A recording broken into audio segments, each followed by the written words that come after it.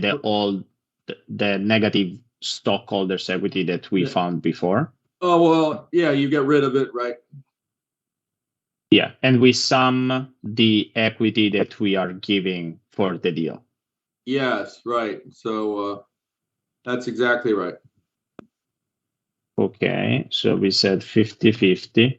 And basically, now this adjustment is minus 134. Does this mean? Well, that, what you do there is you have negative goodwill. So all your go upstairs, all your adjustments are zero except for one. Professor. Okay. Yeah, Professor, I have a question. Like, if you want us to pay half debt, half owed debt of Revlon, why do we need to leave the original, all the debt, 36,000 million, in that old Revlon debt still? You're not keeping it. You're paying it off. It disappears. You pay them 50 cents on the dollar and it disappears. So it disappears with this minus, with this subtraction, basically. I don't know what the math is because I don't need Excel, but it's 3,600, and then the adjustment is 3,600 minus, and then you are adding half of the deal value. Which, how much is the whole deal worth? 1966. Then you're adding in, roughly $1 billion more of debt. So I think your numbers look okay. Oh, I mean, you got to check them out again. You can send them back to me tomorrow if you want. Okay, sure. That would be great, because for some reason here, these two are not matching up, and we are not. This and this true. Well, I mean, it should. I mean, yeah. Let's they're just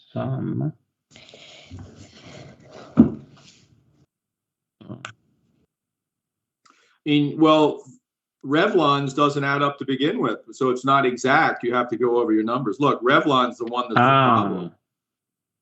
Maybe you got your numbers. I don't know what's your negative stockholders' equity for Revlon. It's probably not negative 1,500. Yeah. Is it? In a second, I will tell the exact. Yeah. 1 second, and I have put it back. Okay, is this true? Boom. Oh, it used to be negative 1926 for the old equity. Is this 1 second? I'm putting it back. Well, you don't have to do that while I'm sitting here. I mean, I'll look at it later. Yeah. Okay. It should balance. I'm sure, if you're working on it a few minutes, you can get it done. Yeah. Okay. And then, then you have to, in your income statement calculation, where's that? Okay, there you go. So you eliminate all the old debt interest from Revlon. That disappears. You don't have any more Revlon debt. So do we have so no old debt interest? That's right. No old debt interest. But but the old debt of ELF is still there, so there's still interest for ELF's old debt, right, Professor? Yeah, the old debt from ELF stays there. The new debt with the acquisition is, I don't know, what's the new debt, like $1 billion, roughly speaking? 98 something. So it's only 6%. So I mean, I guess that would be the rate I would use, 6%. So instead of 107, it's probably closer to 60. Okay. And then so that's the new debt, and this is zero, the old debt of ELF. No, it's ELF debt. It's true. Right. Yeah, right. So I mean, it looks like at your numbers, it's very accretive. Doesn't it? Yeah. Well, the old DNA for Revlon is that 126. Let's go back to the balance sheet for a minute. Is Revlon's depreciation that high, 126?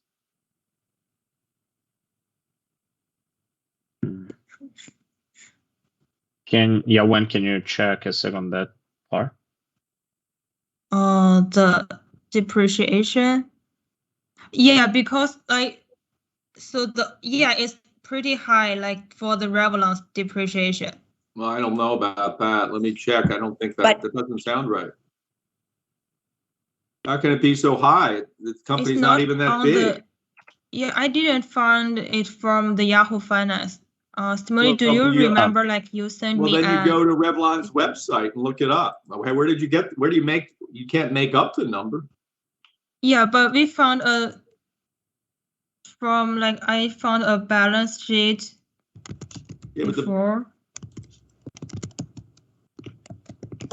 Well, is there a law that says you have to go to Yahoo? Can't you go to the SEC filings or to the Revlon annual report? Why wouldn't you do that? Yeah. When are you checking that? I mean, how long does that take? 10 minutes to go to the Revlon annual report or the SEC filing for? So basically, we will check all the depreciation of Revlon. This is probably the broken part. That's right. Well, first, you're all in your 20s, right? How old are you guys? 30. In my 30s, not 30. Have you ever heard of the Securities and Exchange Commission? Yeah. Have you ever gone to look at a filing there? Mm-hmm. Okay, we'll go to the filings and then look up Revlon. It's that simple. Okay. I'll do it right now. It only takes a minute. Oh, yeah, maybe, Simone, you can just Google it. As easy. Yeah, Eva, I think is already Google there. it. You go to sec.com. Yeah, Eva is already there. No, I am on Revlon. I can see the 10K and the 10Q form. Well, the 10Q is a quarterly report. Okay. The 10K. I mean, don't you guys ever learn this? What kind of business school are we running here? I mean, you guys don't know this stuff? We do. Because if you're not, I think we should go over it in class if nobody knows it.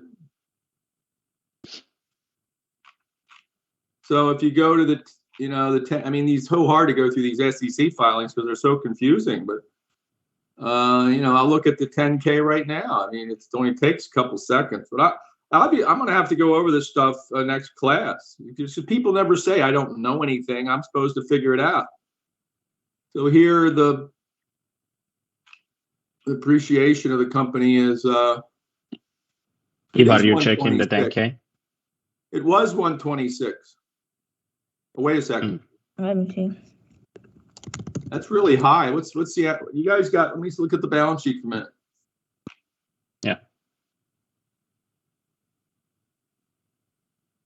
Well, here they got the property, plant, and equipment at 297. The goodwill is 562. Intangible assets. Must be the intangible assets that are being depreciated rather quickly. Remember that in class, you guys? They got 430 of intangible assets. Intangible assets. Yes, this is from the Yahoo Finance. Okay, so I'll tell you what. Take the 134 and deduct it from the 430. Move it down there. The 134. Drop it down one line. 134. It's under acquisition adjustment. It's on your balance sheet. There it is. Oh. All right. And so I don't know. We're just going to have to make this stuff up because otherwise you'd have to call the company up, and they probably wouldn't give you the information anyway. So why don't you just depreciate the fixed assets of Revlon over 10 years, 532, and. Okay, so Professor, just to clarify here, given that now we have this 233 that is positive, we should add. Oh, it is positive. Okay. All right. Change 134 to 233. I mean, 233. Okay. So it is positive. You put it in goodwill. goodwill. Well, it's not negative, it's positive. Okay. So like this, you mean? Yeah, perfect. Okay. Good. It all adds up. Congratulations. I mean, that's not easy. Okay. So she's right. The 126 is right. She was right. Yeah. She was a little intimidated by me. I'm sorry about that. Perfect. And then you don't need any new depreciation. Oh, because no adjustment? No, it's all in goodwill, so you can take that out. Oh, so this is 0. 0 and 0. 0. And let's see what the earnings per share is now. 122. 122. That's fine. So ELF's EBITDA is only 57. I guess so. Yeah. But the stock, isn't the company worth like $5 billion or something? Yes, it has a pretty good revenue, I think. This is Rebel. I think ELF. Put ELF up there. Let's see what happens. What's the EBITDA of ELF? Financials. Yeah. That's right. So it's normalized is 63.4. Yeah, but we use the last year's, and I use last year's and assume an increase, like I think 5% growth. Well, that's still so it's, and how much is that company? I mean, the company's worth more than Revlon, isn't it? Yeah. Yeah, like ELF has 2 billion market capitalization. Yeah, I noticed that. Okay. Yeah. Oh, so this is like the minnow swallowing the whale, the small fish eating the big fish. Yeah. Okay. All right. Well, I mean, the numbers are what they know. Let's see. So it's so correct here to not have the TTM, but to have the previous year instead of the TTM as a bit, I mean. Yeah, I mean, in a perfect world, you'd have the trailing 12 months.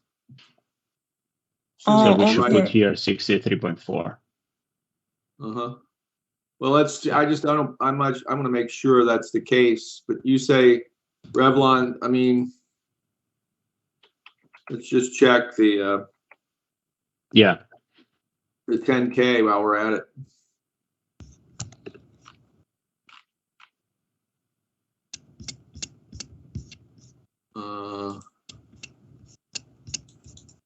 I'm checking here in my house, so ELF. F. Yeah, ELF. ELF. I mean, it's very, like she was saying, it's very possible that everything you got is right, and it's just a very high-flying stock, right? Yeah. Let's see. Hold on.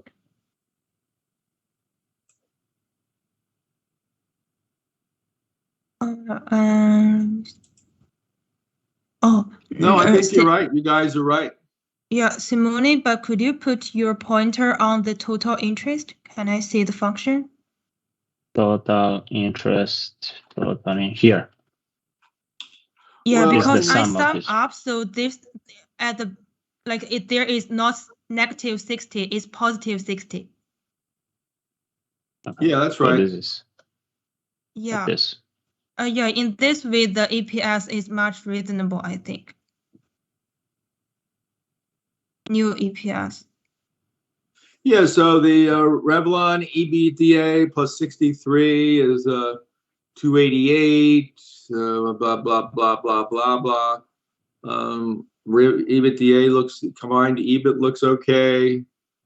Old debt interest, new debt interest 60, 62, 79, 31 net income 47. I mean, to me, the numbers look right. I mean, I don't see anything. You're issuing 40 million new shares to pay for it, right?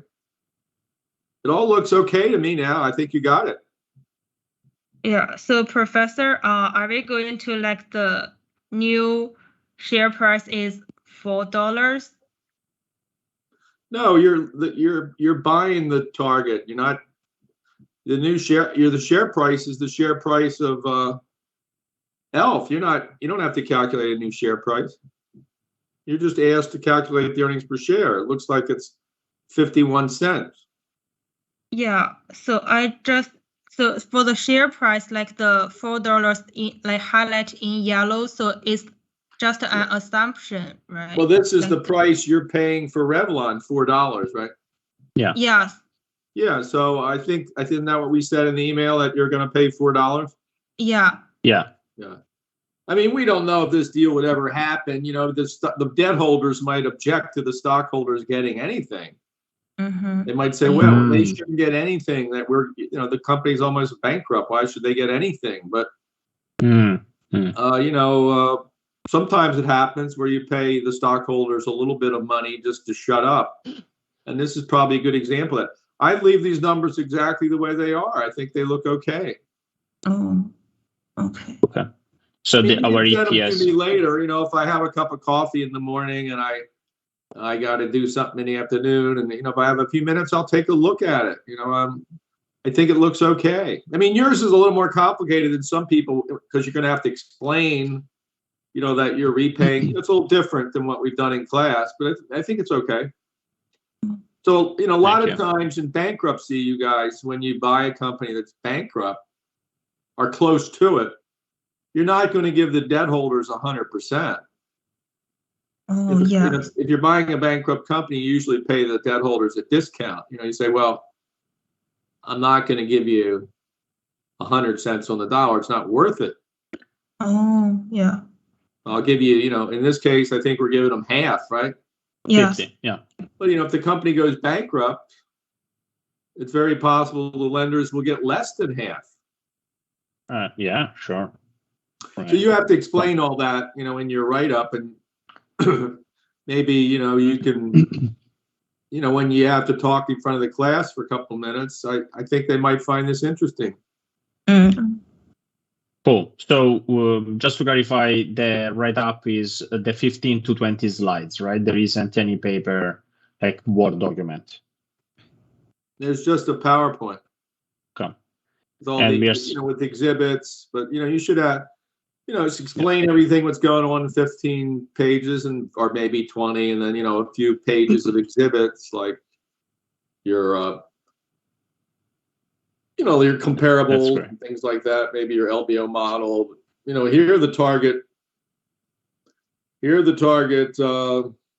really can't do an LBO on this one. So you don't even have to worry about that. You could just say, well, we can't do an LBO. The company doesn't, has too much debt. The target, I mean.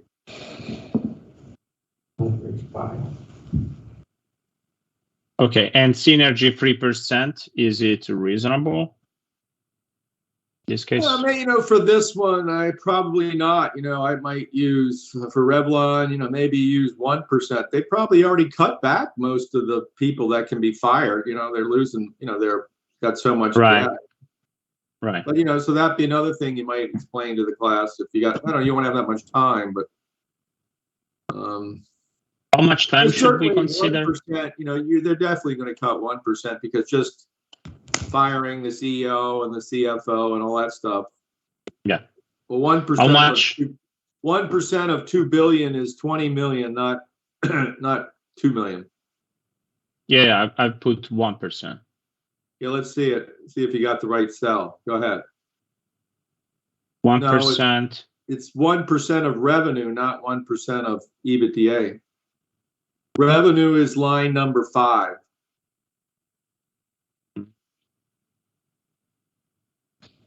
Yeah. D5 of target. Yeah. You better remember that it's going to be on the test. So. Okay. All right. I'll see you guys later. Have a good night. Thank you. Thank you, Professor. Thank you, Professor. I'll take a look at the finished version when you get a chance. See you later. Bye. We'll send it via email. Bye. Okay. Bye. Bye. Ooh, okay, guys. Good. Look there. We basically have him. We had him checking everything. Good. Very good.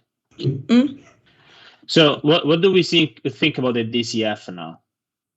Like what yeah. What do you think of the DCF right now? What should we do with that? I need to give me a minute. Let me look at this file. Hey guys. Hi. Hey, sorry, I just joined. I just got home. No worries. Yeah. So guys, the DCF. The only thing that I mean, there are some things that I just estimated. I mean, we haven't looked at it yet. Okay. Yeah, not yet. And I was just asking what. I mean, let's wait a second because Yawen said to wait a minute. I have like one question, like for the growth rate. Do we need to like one huge negative and one huge positive? I'm not sure about this. Like Where? the growth EBITDA growth rate. Line 10. I put it that way because if you notice the previous years, 2019, 20, and 21, I just basically repeated the same pattern. Yeah. But we could change to whatever. This like yeah, but previous years its pattern is like one up and down hugely. Yeah.